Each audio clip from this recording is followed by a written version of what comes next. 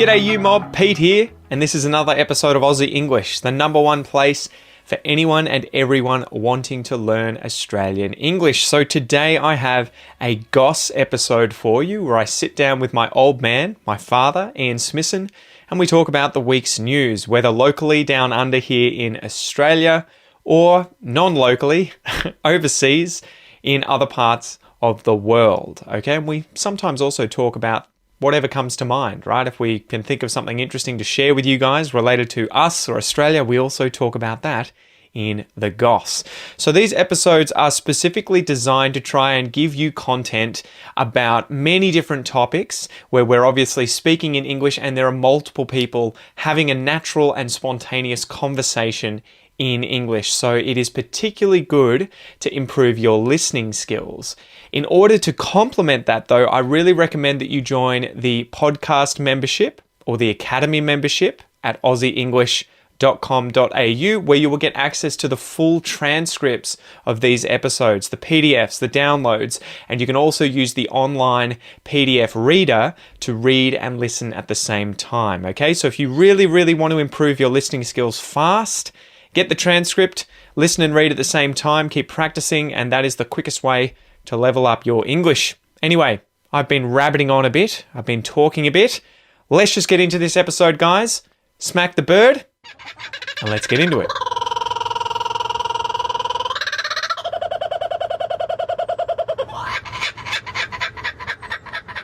How you going?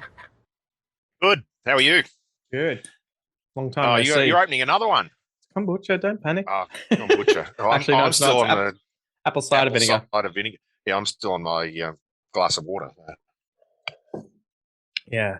Although far out, I've been drinking a lot more. Gin and tonic straight after this, I think. So. Yeah, I've been drinking a lot more now that it's locked down. I tell you what. I've been drinking less, I think, because I haven't been seeing you. I think it's just dealing with children. Not that you drive me to drink. It's just the social aspect. Well, for us, I think it's more that relaxation thing. So at the end of the day, you just like, give me a damn beer. Jesus. Yeah, I probably have, a gin and tonic or two about 3 or 4 nights a week, and then maybe a glass of wine. That's about it. It's funny, I'm not a beer drinker by myself. It'll be my drink of choice if I go out with somebody. I'll just sit and drink beers all night, but I won't sit and open a beer at home, which is a bit weird. Yeah. I won't drink whiskey by myself either. And I love, as you know. Yeah, I'm sort of the same. That's why I've got so much in my closet here, Dad. Yeah, because you don't sit there and gargle away. So no. It's a social thing. Well, and this was this weird thing. I had this article that I was reacting to. I wonder if I can find it. I should try and spin you past it. But one of the things in it was differences between America and Europe. And it was like waking up in the morning and having a drink. I can't remember if this was like something that's done in Europe or something that's done in America. And I was just like, surely that's like just alcoholics. That's not exactly. That's not the norm anywhere, right? No, I wouldn't have thought so. I don't know that. Well, you've been to France. I haven't, but I don't know that people in France who are, some of the biggest wine drinkers in the world, will get up in the morning and have a glass of wine with their porridge, or their eggs and bacon. I don't remember that. No, they'll certainly drink, and I know, almost everybody from teenagers onwards will drink wine with dinner, but that's just what they do. So we can go down this route. Let's do this for this episode, drinking cultures, because that was one of the interesting things I noticed, the story time. When we went to France, so I went to France in 2003, right, when I was 16. 2003, 2004, like one of those years. Yeah. So we flew to Paris and then did a tour down. We took the TGV to Toulouse and then went to Montpellier and then all the way back up to Paris. But, that was a 2-week trip, seeing all these different castles and bits and pieces. And I remember when we got back to Paris, we went to Chantilly, which is a town to the northeast, I think, of Paris. Cream. Yes, yeah, that's where it's from. And lace and cream. That's what it's famous for. Yeah, and so we went to the school there, and there were 2 really weird things that I noticed when I was staying with my host family. One, they kind of allowed their daughter to just have a little bit of wine. Yeah. With dinner or whatever, which was something that you guys never did for us, at least that I remember. And I mean, you might have given us a tiny bit when we were like 17, almost 18, if we'd really asked, but I can't imagine you just giving us a glass of wine. No, we certainly wouldn't have done what they typically, I believe, French and Italians do, and that is that if you're sitting at the dinner table with the adults, everybody has a wine glass and the bottle of wine will be distributed. It's not like you're going to sit there drinking wine all night, but everybody will have a bit of wine with dinner. When that was the weird thing. So I remember, I don't remember if it was when we were going to school for the week in Chantilly or if it was when we were touring around, but there was one point where half the class got maggoted because they worked out they could go into the supermarket or whatever the Oh, yeah, equivalent you can there buy is alcohol in the and supermarket. just buy bottles of vodka. And Yeah.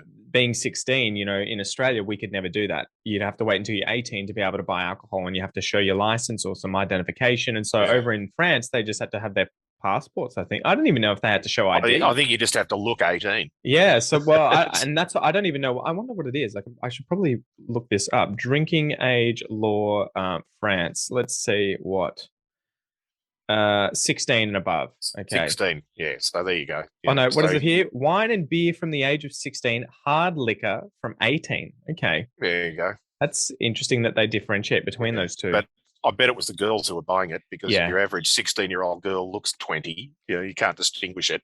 So, Well, that's it. So I think the girls got a few of these bottles of vodka and just got tanked. And I remember spending the night taking care of some of the guys because I didn't drink at that point. I only started drinking, I think, when I was 23.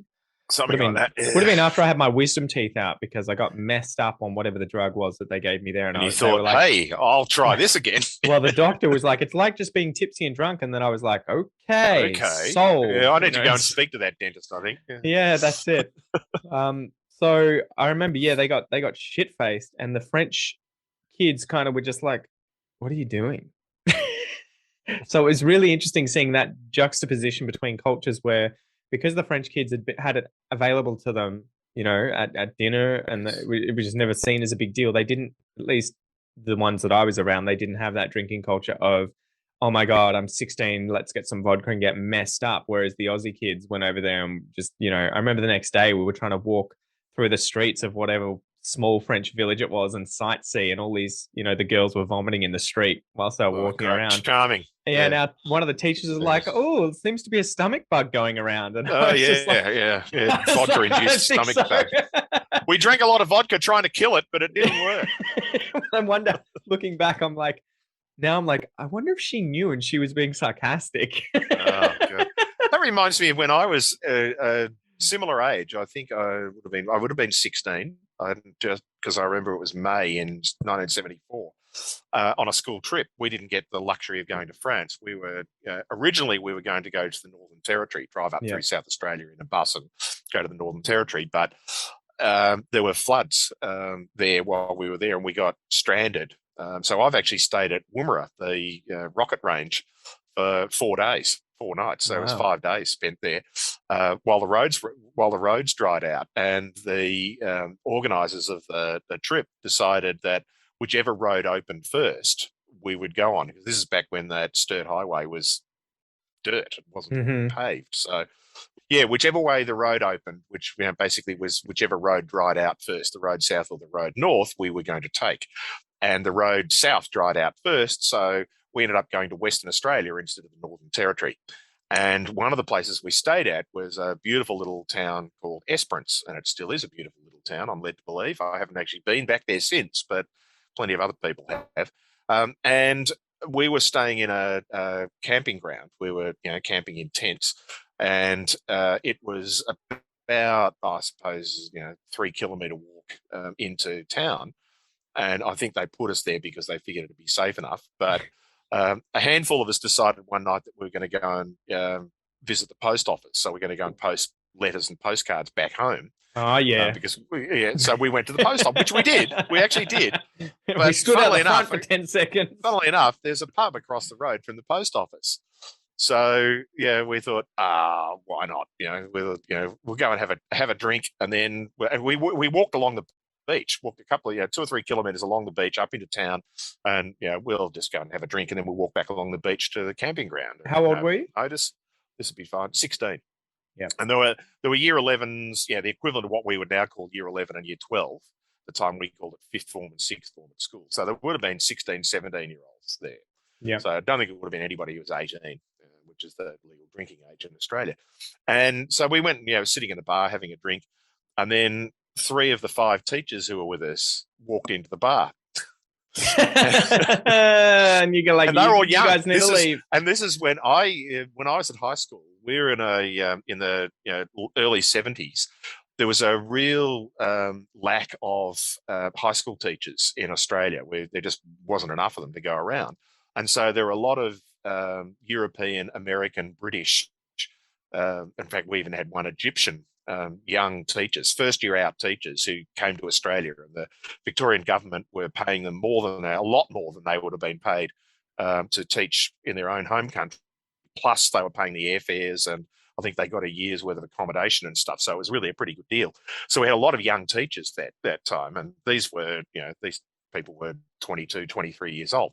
So there were three of them walked into the bar, and the five of us were sitting around the table, and the two girls that were with us went, oh, shit, we're in trouble now. And I just said, no, we're not. We're all right. And I said, what are you talking about? I said, I'll take care of this.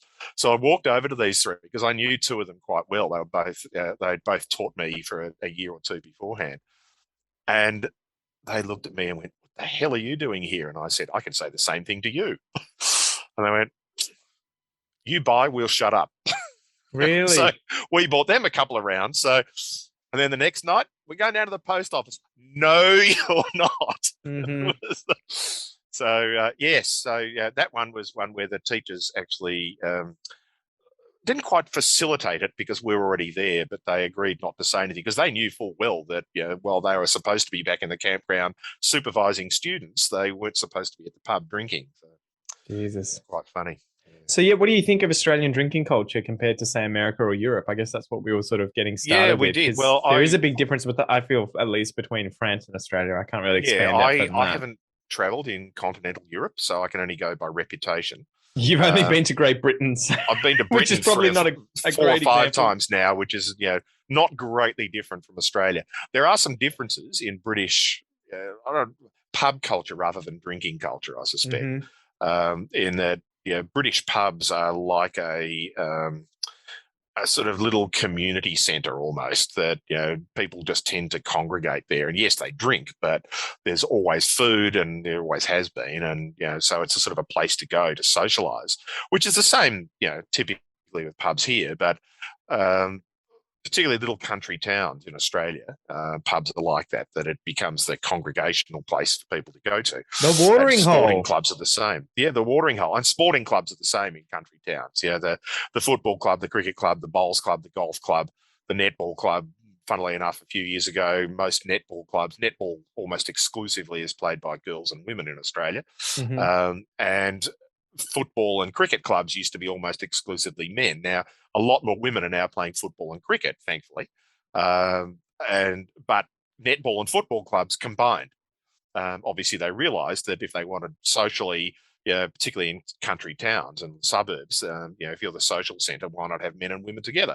So they did. But so those clubs have become the sort of pub equivalents, if you like, of people go down to the local club and have a drink and a meal and stuff. So and so I think there's an element of that sort of drinking culture that is around socialising and so on. It's going to a place that will serve you alcohol.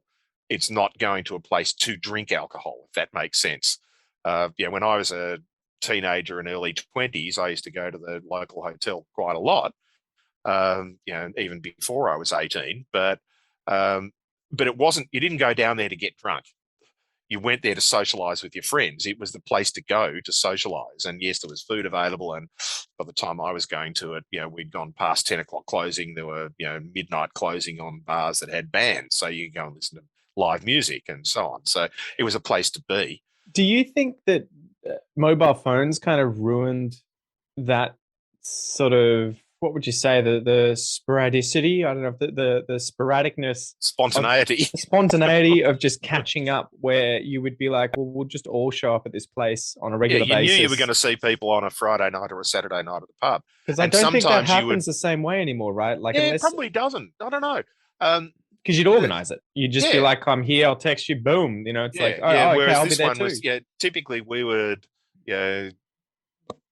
Friday night at the pub is a good example. When I was 18 or 19, you'd be, and the question would be, you're going to be here tomorrow night, Saturday night, or no, I'll see you next week, or no, I can't make it.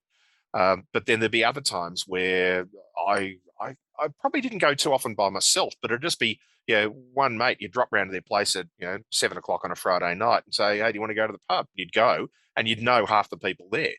Um, Whereas now, I think you're probably right. There's a lot more of the, we've got our own little friends text messaging group. We go, hey, we're going to the Bar and Heads Hotel, or we're going to go to, Fred's place, and we'll get pissed, just whatever it happened to be. I think there's a lot more of the, you went to the place because you knew other people were going to be there. Whereas now it's more well organized to go and, go to wherever people want to be. Very similar idea, but the structure behind it is a bit different. So how would you characterize Australian drinking culture compared to American? Look, I think it's very similar. We don't have the frat stuff, right? So No, that's we one of the don't. big Well, yeah, differences. we don't. That again is not so much drinking culture. That's just idiot men with nothing better to do, young men with nothing better to do, and usually they're idiot young men who have got money.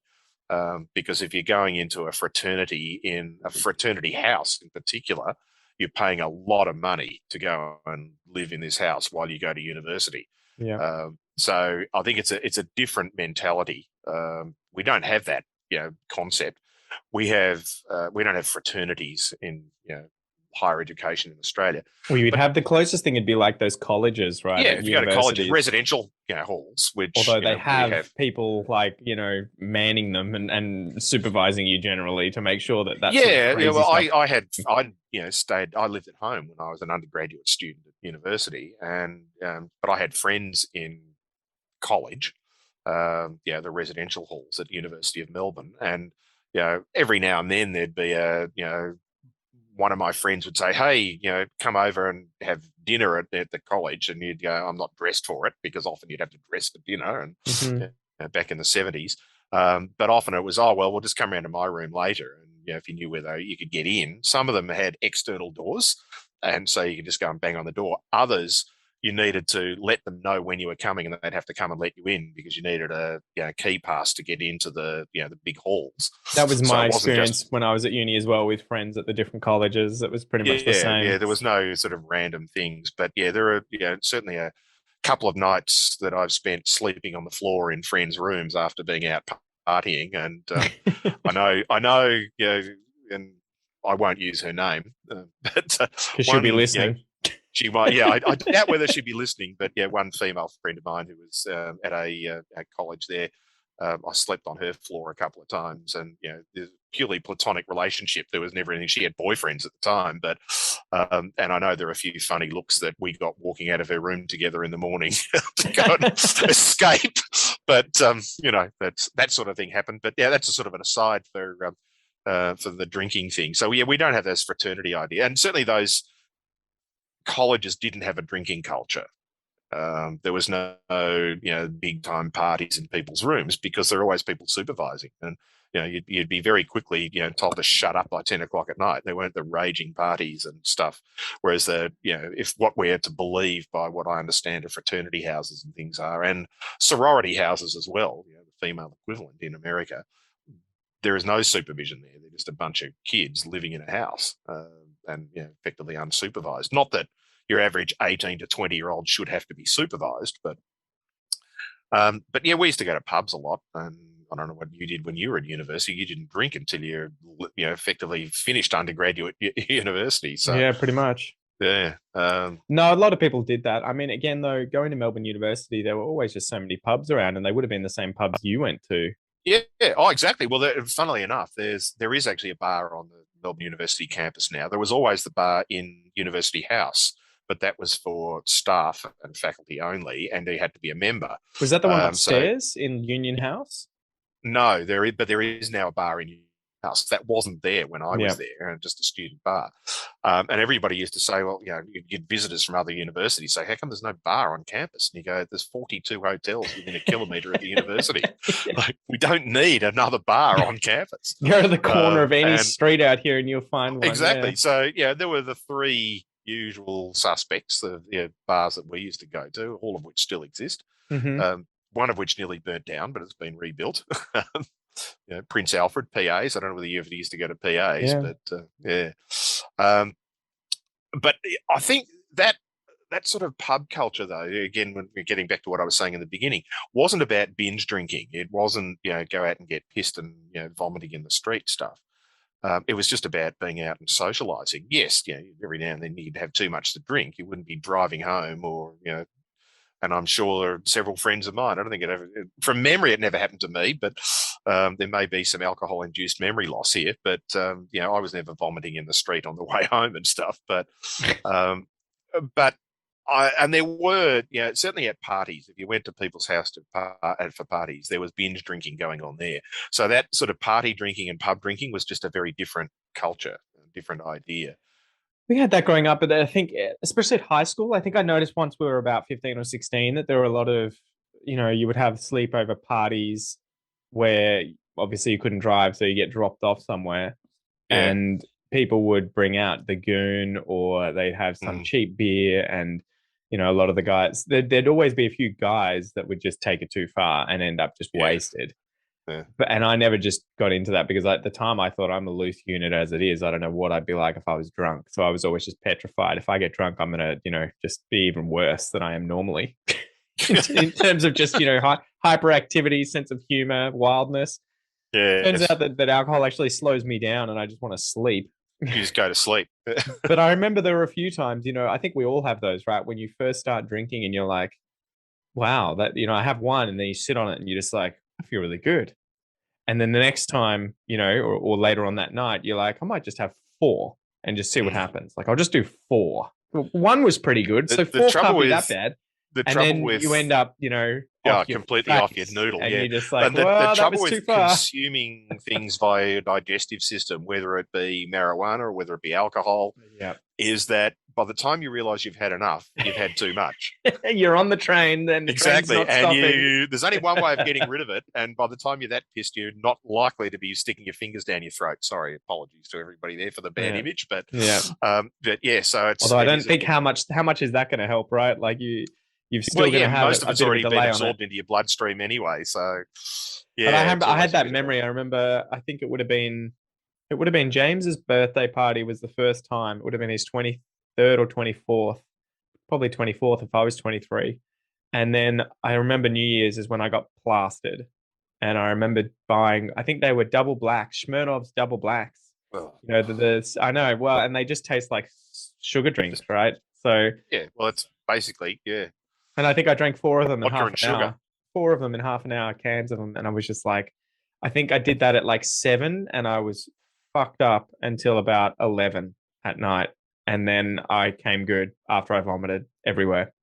I think I ended up spending. Charming. I spent this is not my son. I know Dad doesn't know these stories. I think it was like, oh yeah, James has already told me that. 2 hours inside of one of his dad's trailers that had just dirt in it, and I just lay on it and just stayed there. I was like, the world's spinning. Come on, kidneys and liver and everything. Just do your work. Do your thing. And I'm happy for this ride to end and for me to never come back here again. So it is interesting how we have those things, though. I think it always shocked me. There were some friends that I had that would go to that limit every single time they drank. And I just never got that. I went there there's certainly once or twice and was like, that's enough. Never again do I want to get friends of mine, but they were very rare. But I think that's become a thing. This is the grumpy old fart talking, who's been drinking for nearly all his life. But there was very few just binge drinking going on. Yeah, there'd be the odd person at 21st birthdays who'd have a few too many and be throwing up over the back fence. But it wasn't the idea of doing it. There just seems to be now amongst certainly people your age and younger who part of their social life is just going out and getting as wasted as you possibly can. It's a competitive thing, right? It's that competitive thing. I can jump higher than you. I can go further than you. I can drink more than you. And I think that would be. I can't imagine that it's some sort of new manifestation of human behavior. I would imagine, though, it's just that. I'm hardly a prince. So I'd certainly had a lot of occasions where I was out there drinking and probably drinking too much. But I remember when I was 18 at the time, because it was the end of our. We used to have October exams, practice exams for our final exams at school, which were in November. And after our October exams, two of the teachers who were our teachers, again, these young guys that we've already spoken about, had a house down in Aspendale that backed onto the beach, because there are houses down there where the backyard actually just goes straight onto the beach. Wow. And they were renting this house down. Yeah, fantastic places. But they were renting this place down there, and they just said, oh, well, we'll just have a October test party. So they had 100 high school kids rock up at their place, and we certainly drank a fair bit that night. And I remember the thing that comes to mind that so much is we went skinny dipping at midnight. There's about 20 of us that decided that, fortunately, we're sensible enough to actually take our clothes off. We didn't just go swimming in, fully clothed. Well, that's not skinny dipping, Dad. No, I know. But if we decided to go That's swimming, drowning. we'll go in our clothes. And then, being about 8 or 9 kilometres away from home, walking home in wet clothes wouldn't have been fun at 2 o'clock in the morning. But so we did. We went skinny dipping, and this friend of mine that was there, he decided that I wasn't driving at the time, but he decided that he'd driven there, and he decided that he was going to drive us home. And we realised that he was probably too intoxicated when he was trying to undo the lock in his car with his watch. Because that was the only thing he could find in his pocket after putting his pants back on after skinny dipping. So we walked home and then came back the next day and picked up his car. But stupid things you do when you're 18. Yeah, far out. Well, that's probably enough for this episode, Dad. But thank you got you. to finish on me skinny dipping. It's not a good look now. I don't have any good stories about getting nude whilst drinking, just vomiting and making a fool of myself, and that was about it. I probably made a fool of myself by taking my clothes off and going swimming, but there were about 20 of us that did it. So yeah, and you're all drunk, so no one remembered. And we were all drunk, so nobody remembers. Awesome. Well, thank you. Thank you for the episode, Dad, and we'll see you guys next time. Thanks, everyone. See ya. Alrighty, you mob. Thank you so much for listening to or watching this episode of The Goss. If you would like to watch the video, if you're currently listening to it and not watching it, you can do so on the Aussie English channel on YouTube. You'll be able to subscribe to that. Just search Aussie English on YouTube.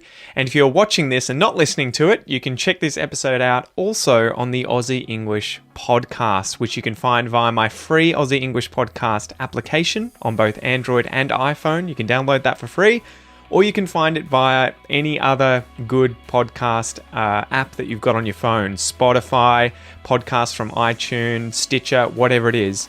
I'm your host, Pete. Thank you so much for joining me. I hope you have a ripper of a day, and I will see you next time. Peace.